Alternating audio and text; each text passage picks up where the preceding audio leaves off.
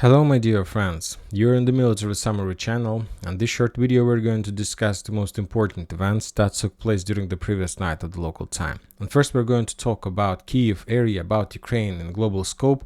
I believe that we should remember this night from the 6th of November till the 7th of November, because starting this night the Ukraine and Ukrainians became a dictatorship.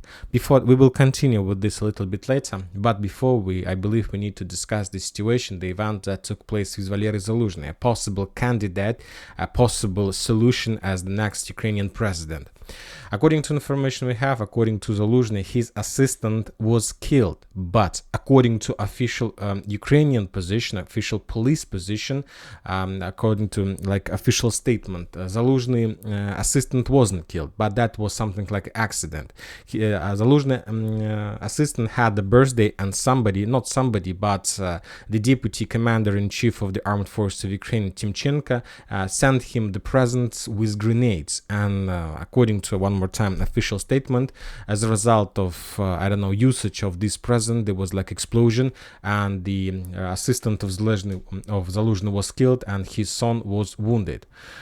Also, we got a lot of updates. So we have the picture. This is the grenades, and other sources are saying that those grenades were presented as a cups for vodka. So maybe they were packed as a cups for vodka. I don't know, but this is sources that say this. Maybe this is true, maybe not. Very difficult to understand, but anyway, that was an attack against Zaluzhny, against the possible candidate for the next elections, the president of Ukraine. Furthermore, we got more updates that Zelensky took a decision to not to make any president elections the next year. He announced that this night. So until there is a war in Ukraine, there are going to be no president elections, and we understand that this situation can take place for years, maybe 2, 3, maybe 4, maybe 10 years. So this is the beginning of the dictatorship in Ukraine. Furthermore, according to information we have, the Zelensky signed a law that he introduced laws to parliament to extend the martial law and mobilization for another 90 days until February 14. As I understand, this is the last time when Zelensky introduced such a law. Obviously, after February 14, he will do the same, but for a much longer period of time, because 90 days is still short, and anyway, sooner or later people will start pushing him, so he will, I believe, extend these terms for, let's say, half a year or a year, and then he will become a real dictatorship in the world, maybe the first one. Furthermore, the Ukrainian intelligence sources reported that the Russians haven't accumulated up to 1,000 missiles. If you mentioned, we haven't seen the Russian Kinzhal strikes and Caliber strikes for a very long time. So this is not because the Russians don't have this type of missiles. Basically, the Russians are trying to collect as much as possible before, let's say, a very hard attack against the Ukrainian energy facilities, bridges maybe, or something else. And the Russians are going to launch this massive attack exactly before something very big, before probably another offensive operation, or before the final steps to storm Avdiivka or something else. Who knows?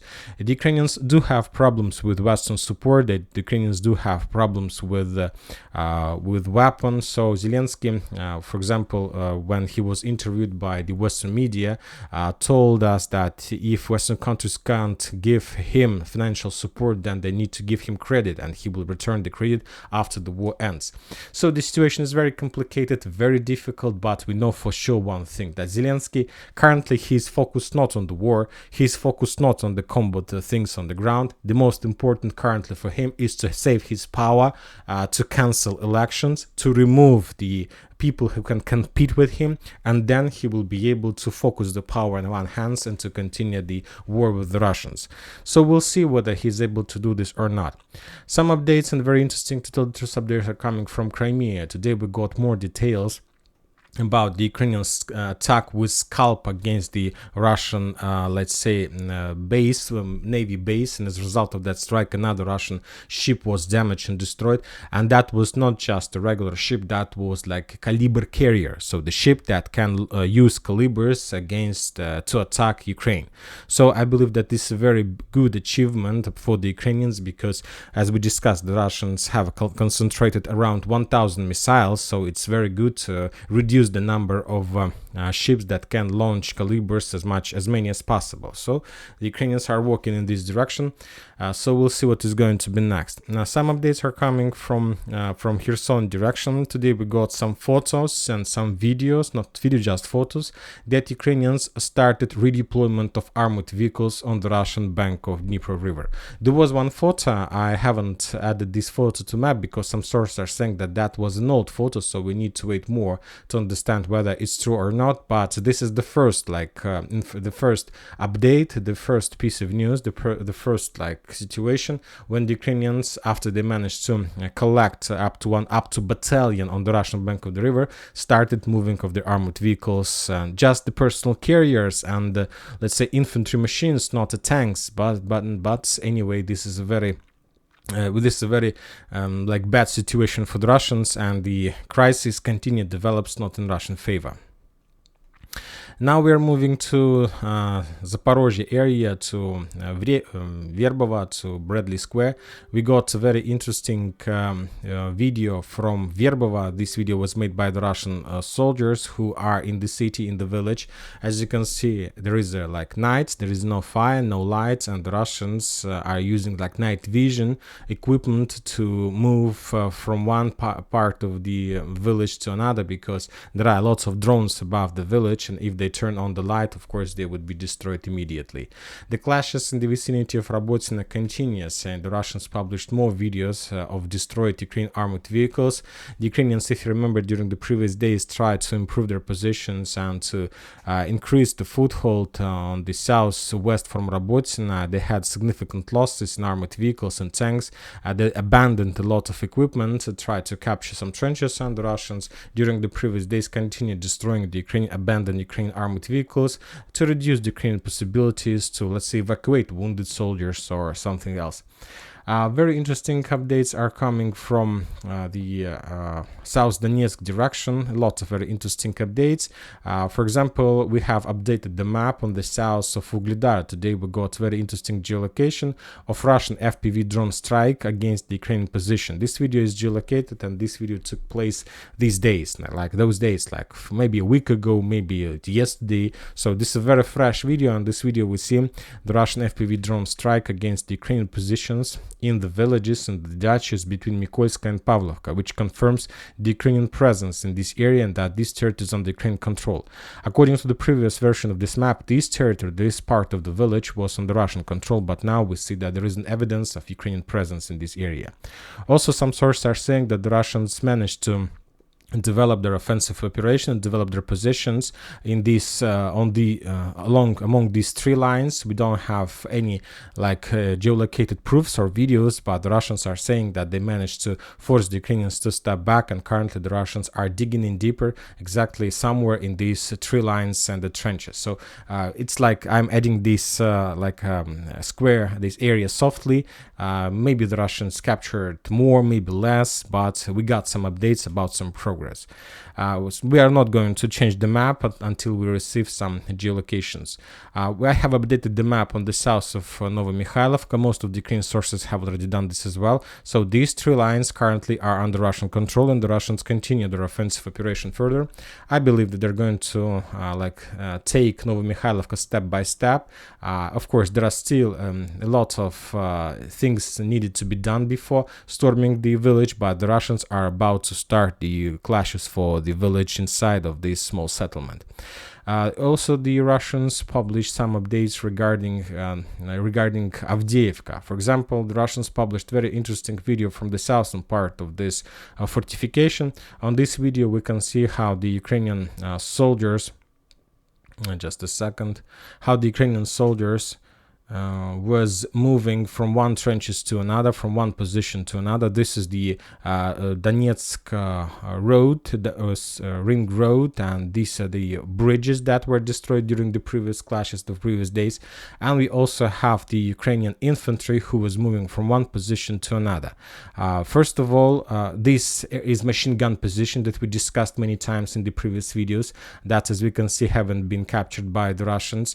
And the Ukrainian soldiers, as you can see, already taken their stronghold under the destroyed bridge, and after that the Russian tanks started bombing and attacking the Ukrainian forces, which confirms that as a result of probably some counteroffensives by the Ukrainian forces, they managed to force the Russians to step back.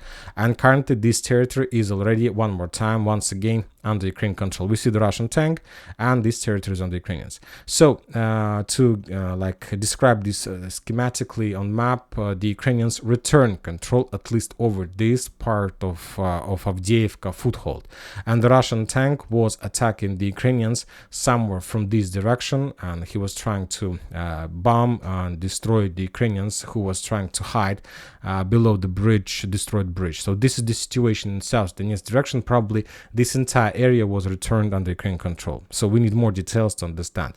More updates are coming from inside of Avdiivka. This is the photo, this is the video that was published by the Ukrainian soldiers. As you can see, Avdiivka is turning every single day and getting closer and closer to Artyomovsk, Bakhmut. Lots of ruins, the buildings are destroyed. Obviously, Avdiivka will repeat the story of Bakhmut, but the Russians don't have any other option. They need to force the Ukrainians to step back, and they need to reduce the number of bombardments with cluster rounds Donetsk itself. So there are no other option for the Russians.